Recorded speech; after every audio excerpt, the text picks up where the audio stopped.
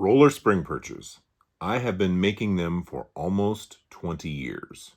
And in that time, I have come up with a ton of tips and tricks to make the fabrication process easier. You could call it trade secrets, except it's not going to be a secret anymore, because in this video, I'm going to show it all to you.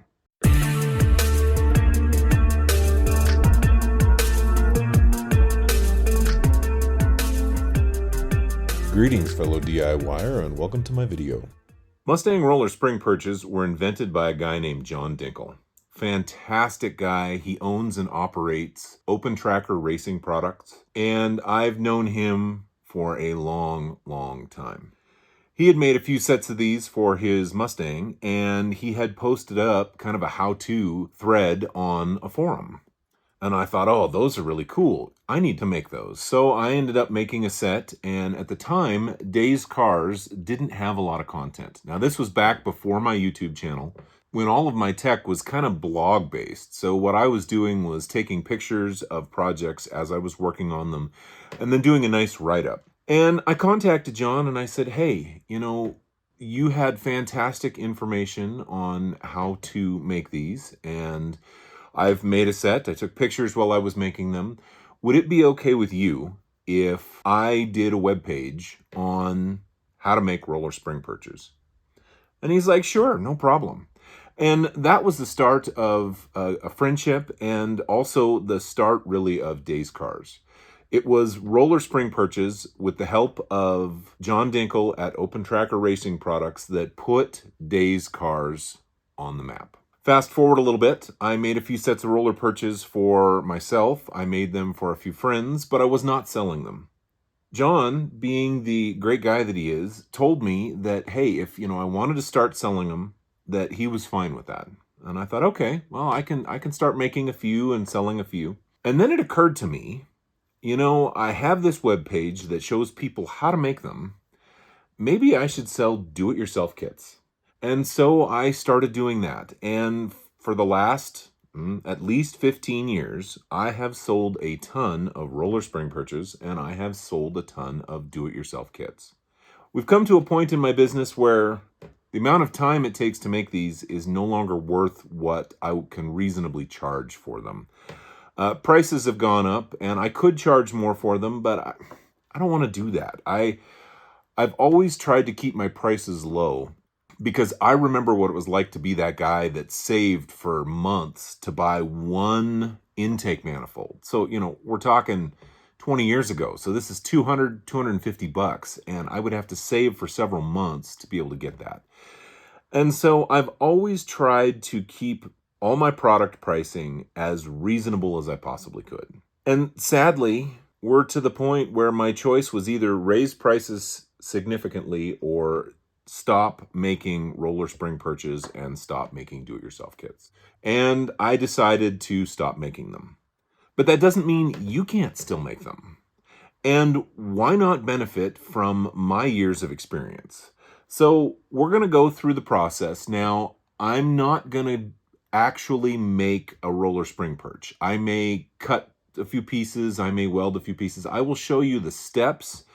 But I'm not going to make one start to finish because, well, frankly, there's too much time involved. And I think I can get the point across using scraps and bits in my scrap bin from roller perches. Also, over the years, I've made a ton of specialized tools specifically for making roller spring perches. And I am going to show you those tools. Now, you don't have to have those tools to make a set. So I'm not saying, if you want to make these, you're going to have to make all this other stuff.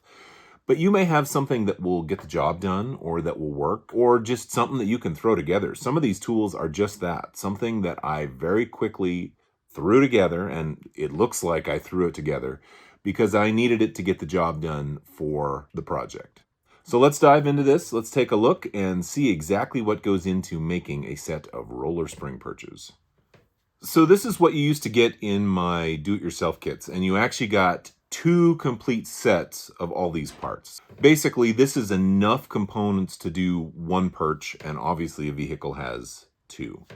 You have the sleeve that you weld in. Now, this is nothing more than exhaust tubing. This is part number 49024 from Napa.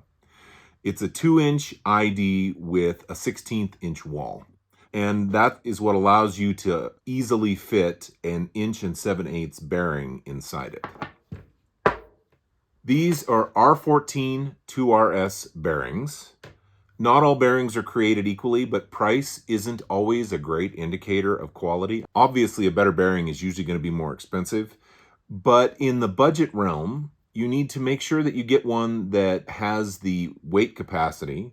And the other thing that I found is bearings that have more balls are a better quality bearing. So some of the budget bearings that I bought only had 8 balls inside, whereas these better quality bearings have 10. Then we have fender washers. These are 1.5 inch with a 3/16 inch hole. Now that is super important. These are used to locate your 2-inch hole saw when you are cutting up the core from the original perch that you're converting into a roller perch.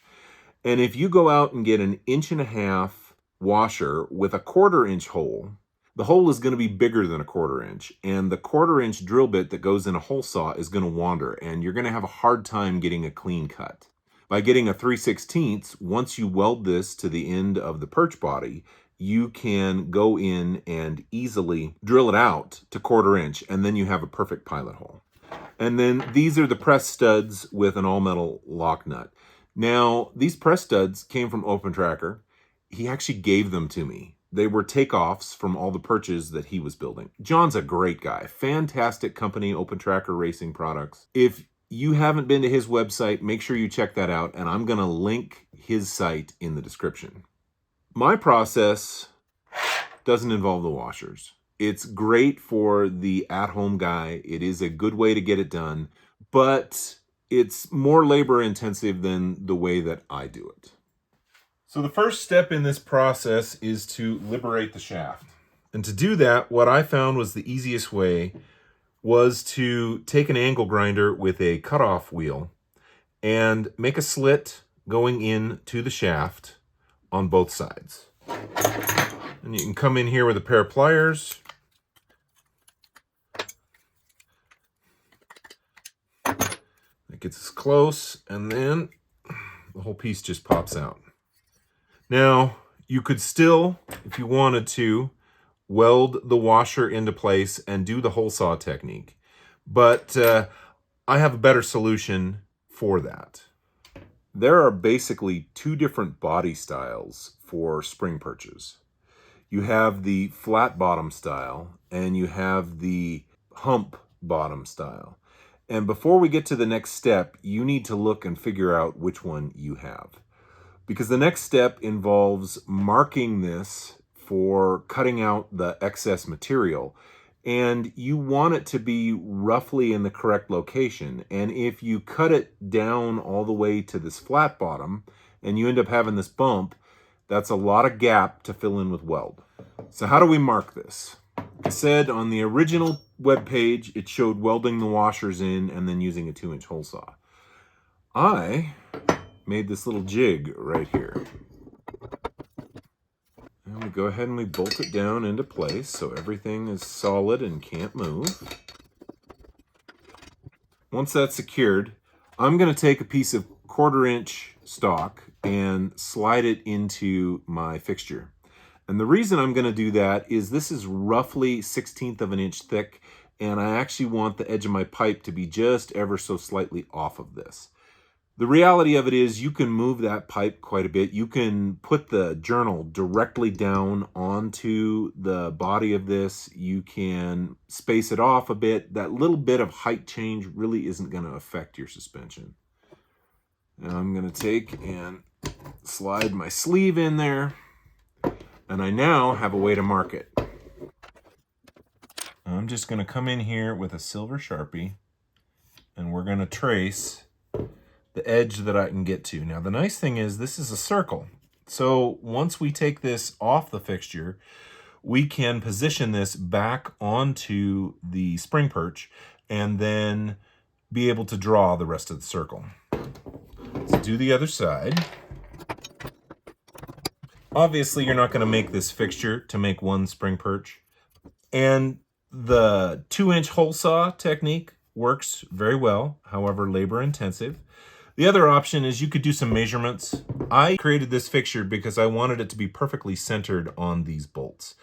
Sometimes in the manufacturing process, spring perches will be slightly cocked. The center shaft won't be perfectly centered. And it's not going to create a problem if you do center it off the original location, but I'm kind of a perfectionist, and so I personally wanted it centered. Let's remove our sleeve. Remove my fixture. All right, now we have a place where we can slide our sleeve in, and we can get this marked out.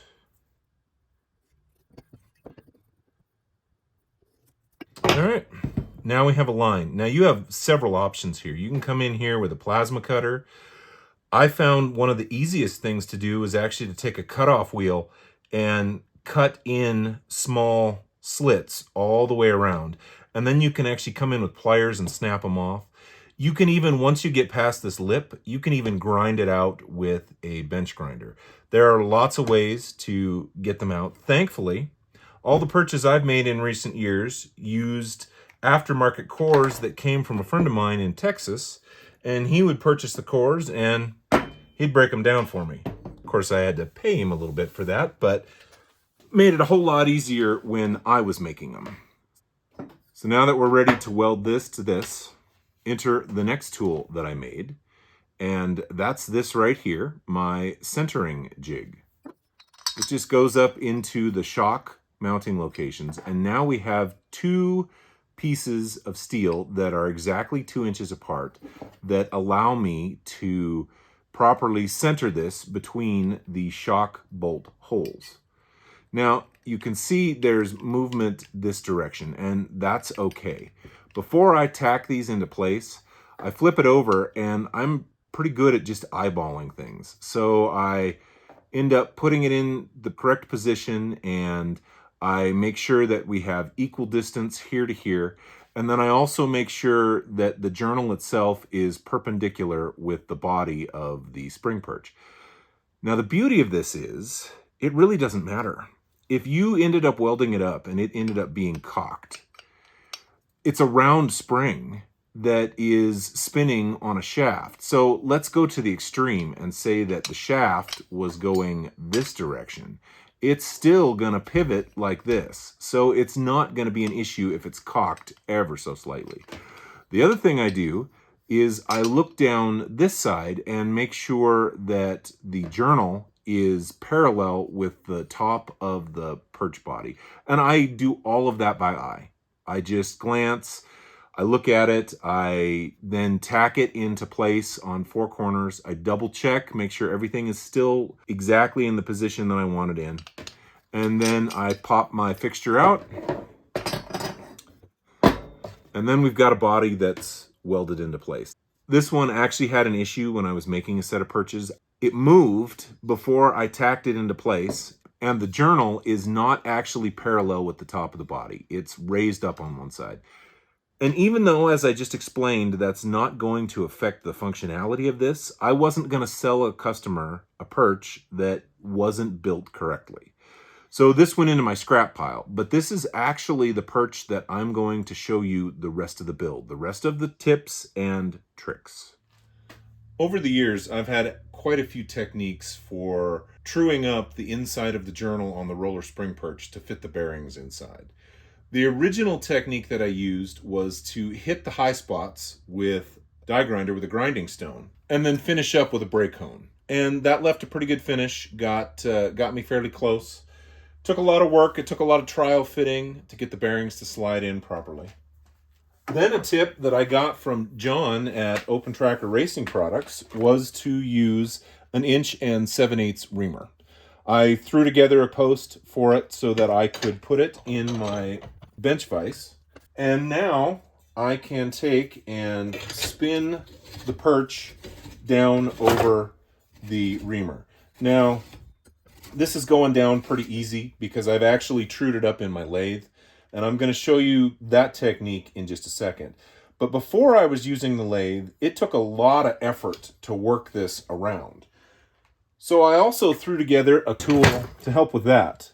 And that's this bad boy right here. That's a piece of a coil spring that I cut off and welded onto this piece of metal.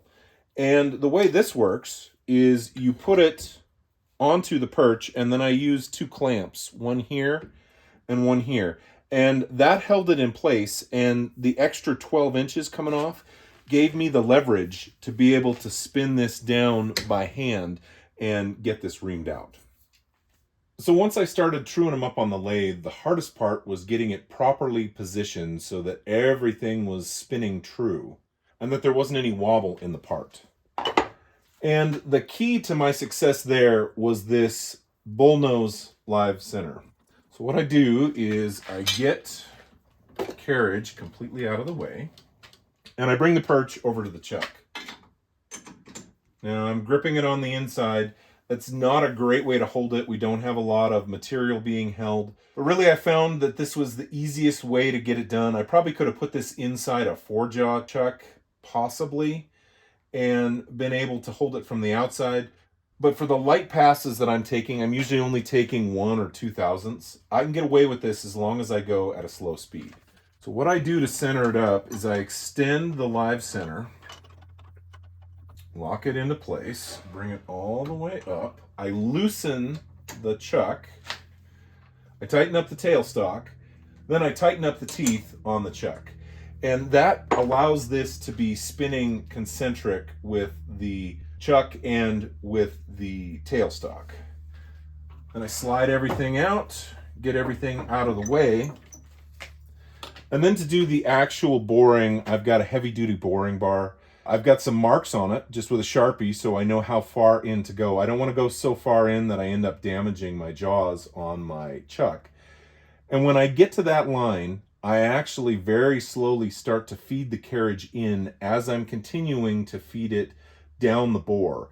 And this allows me to kind of blend into the middle. I go a little bit past on both sides. So the bearings are actually a little looser fit in the middle, but that doesn't matter. The bearings need to ride right on the wall of the side of the perch, and that's where you need the tight fit to be.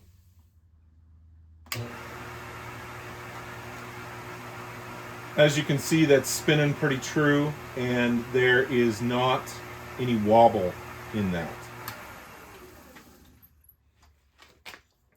Once we have it totally reamed out, the finish is still not great typically. And so I always go in, I get a 2-inch flap wheel for a drill. And this allows me to polish up the inside and make it super easy for the bearings to slide into place.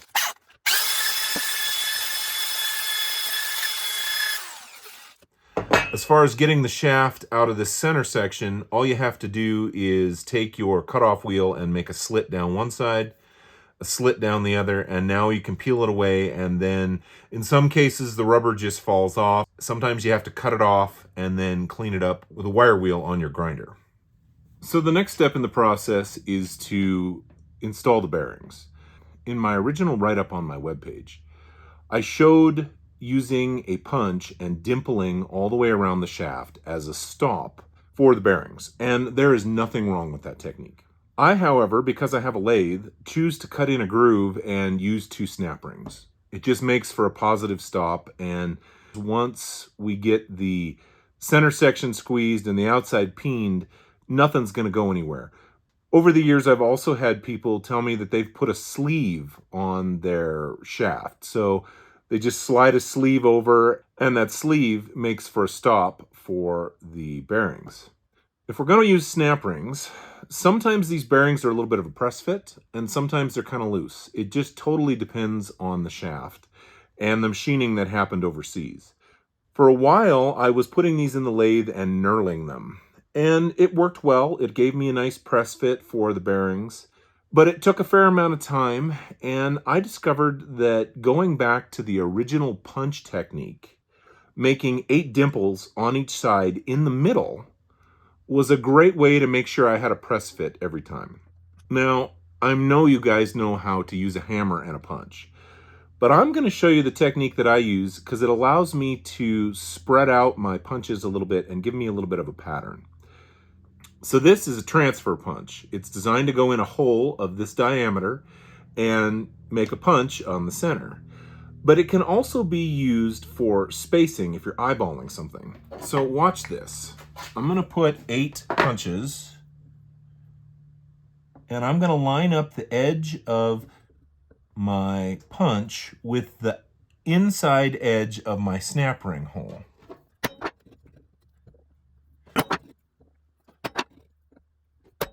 Now that I've done 4, rotating at 90 degrees each time, I'm going to do 4 more. So we're going to put it between the two. And this time, I'm going to line the transfer punch up with the outside edge. And what that's going to do is just give me a little variation all the way around for my punches.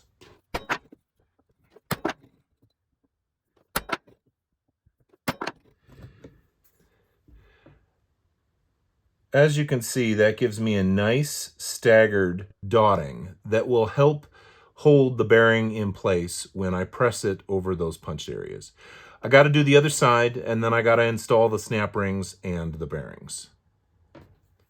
So we have the bearings installed up to the dimple marks, and it is now a press fit. This is a 7/8 inch socket that I purchased specifically for this project. I was always hammering on it with a hammer, and that's going to totally screw up the end that goes onto the wrench.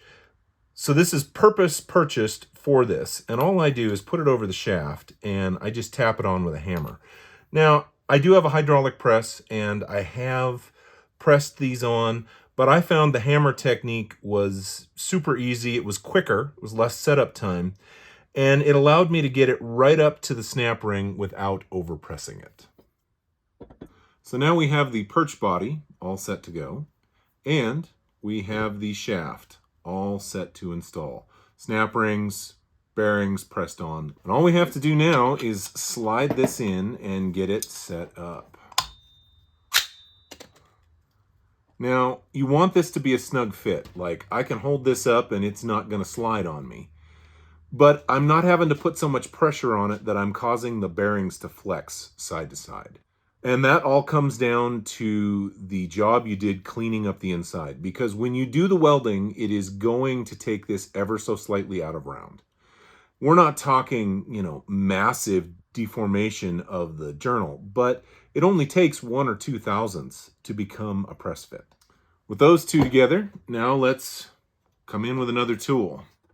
All right, I realize that's not a tool so much as it is the upper control arm from a 65, 66 Ford Mustang.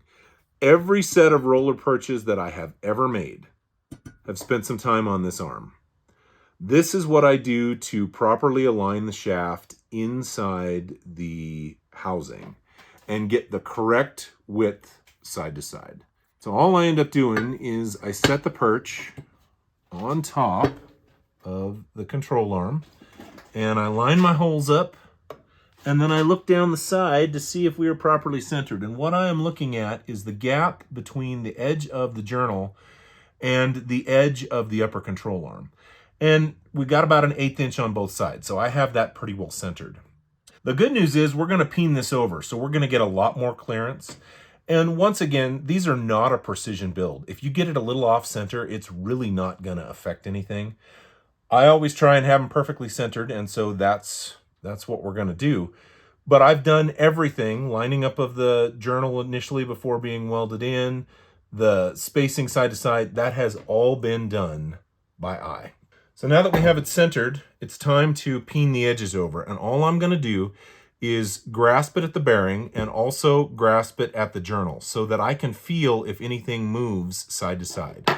And we're only going to peen it over in 4 locations. We're going to go here and here, here and here. Now there's a reason that I do that. I used to go all the way around, and you'll have a smoother perch if you follow these next steps in a very specific order. So we'll start here and we'll peen it over. Flip it around. Good idea to double check your fit after doing one side. See if anything's moved on you.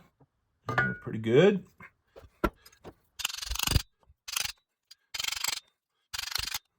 All right. that is not moving side to side. So we are ready for the next step. So before we finish peening this all the way around, it's time to put the crimp in the middle. Now I realize on my webpage it showed me peening this all the way around on the outside and then putting the crimp in. And I did that probably until about 2 years ago.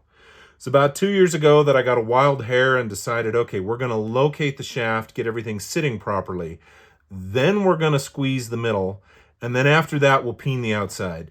And the result was a much happier bearing. The bearings are a lot smoother and everything seems to work a little better doing it that way. I discovered this because sometimes when I had one that was sticking, as I was going back around and cleaning up the peening on the edge, like if I had a little jut or something that wasn't smooth and I was tapping that with the hammer, it would actually free things up and the bearings would spin smoother. And I thought, okay, there's definitely a factor here. So why don't we get the center squeezed and then do all the peening on the outside? And that should give us a much better perch. All right, so to do that, now this is a pry bar. You can see just how many perches I have squeezed over the years because this heavy duty steel pry bar has a nice bend in it, and that's just the result of the technique you're about to see. All I do is I put the pry bar in the perch into the shock holes, get everything lined up, and I give it a little bit of squeeze. Now I don't give it very much squeeze because now we can push the pry bars further in. The clearance between the journal and the holes doesn't allow you to fully seat the pry bar into the holes. And if you just put it all in and do it in one squeeze, you'll actually end up deforming the body of the perch ever so slightly. See, and we can go in just a little further, continue working our way around. Pushing in every time. Now, if you do not have a press, you've got a couple options at this point. You can come in here with a rounded off punch and a hammer and continue to work this in and open up this indent. You can take a piece of pipe and cut it in half and put it between your pry bars and your journal and squeeze it again, and then add another thickness and go again, and continue doing it until you have enough clearance for your socket to fit in there. That's really the goal. Or you can use a shop press like I do. Even with my shop press, I always start with the pry bars because that gets everything centered and located properly before setting it up in the press. All right, I'm embarrassed to show you this. This is my very janky looking press fixture for pressing the indent. Why does it look so bad? Because I had orders to fill. I was in a hurry. I had limited time. And I just had to kind of throw it together. And then after I threw it together, I found that the base plate was bending a little bit. So I went at it with a welder and scrapped pieces of steel. And, well, the final result is less than stellar. But it works, and that's the important thing. So to press these, I fit this down inside, and I get this perfectly centered. And I begin to press them down. Now, stuff might move a little bit as you're pressing, and that's okay. I found that it's typically 6 or 7 presses. Now, sometimes if things get a little off-centered as you're pressing it, you can actually pull it one way or another to keep it centered. And that actually works remarkably well. As the metal is flexing from the weight of the press, you actually have the ability, it's like the press is helping you to move it over if you need to. All right. And if you look right there, there's a silver line. What does that silver line mean? Well, it means that we've pressed this far enough. When you've made as many perches as I have, that silver line tells you exactly how far to go. So let's go ahead and remove this tool and test fit it. This is just a shock. I have the tip cut off for a different project. And what's important about it is it has flanged nuts. And I use the flanged nuts because if the flanged nut will clear, so will the socket. So we'll go ahead and take these off. Slide this into place. And we'll check. That nut's good. We got plenty of clearance. And that nut's good. We have plenty of clearance on both sides. So it's going to work without any issues. We have crimped it enough. So now let's see what this crimping action has done to the functionality of the perch.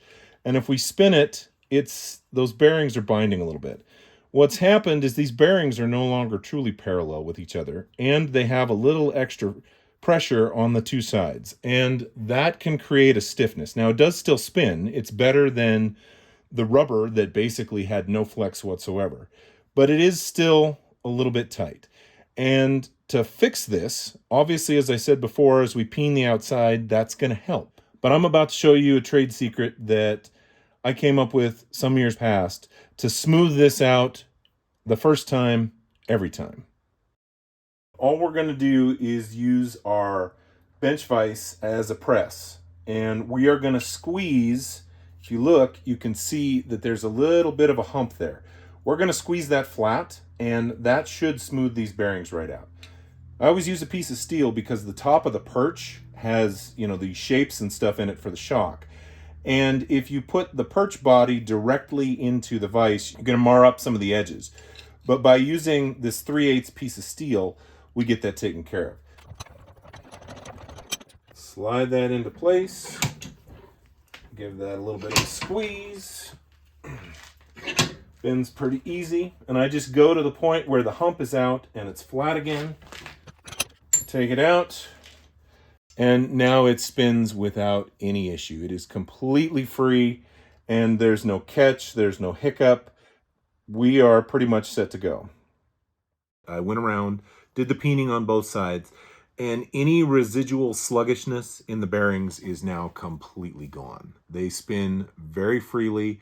The next step that I would do in this, assuming that everything was cleaned up and properly peened, is I would wrap the shaft in electrician's tape. This allows me to use a screwdriver and punch a hole down through both of the holes. And then I have a painting fixture that I put it in and I paint up everything. You end up getting paint on the face of the bearings, and that doesn't seem to be an issue. Sometimes the seal will stick a little bit, but after a few rotations, that frees up. And then once the paint is dry, it's as simple as adding the rubber bumpers that came with the aftermarket cores and pressing in the studs, and that's it. As you can see, this process is very similar to the original web page that I put together. There are some definite improvements, some tips and tricks, and you may be thinking, what a jerk. That guy didn't share any of those. Well, the reality of it is, the way I wrote it up in my original web page, those techniques worked. And I made a lot of perches over the years using those exact techniques. As I came up with new techniques, I just didn't really have the time to go back in and modify my webpage, especially since the techniques that were on there worked. Now that I'm no longer selling roller spring perches and would still like people to be able to make them, I thought, why not put together this video and show everybody all my techniques? That way, if you decide to make a pair, you have the best possible chance of having it go smoothly. If you have any questions, don't hesitate to reach out or post a comment down below. And I hope that this will help some Mustangers out there make their own roller spring perches. Thanks again to John Dinkle of Open Tracker Racing Products. I never would have spent the number of years that I did making these if it wasn't for his generosity in allowing me to do so. If you like what you've seen, please click like. If you'd like to see more, please subscribe. Thanks for watching.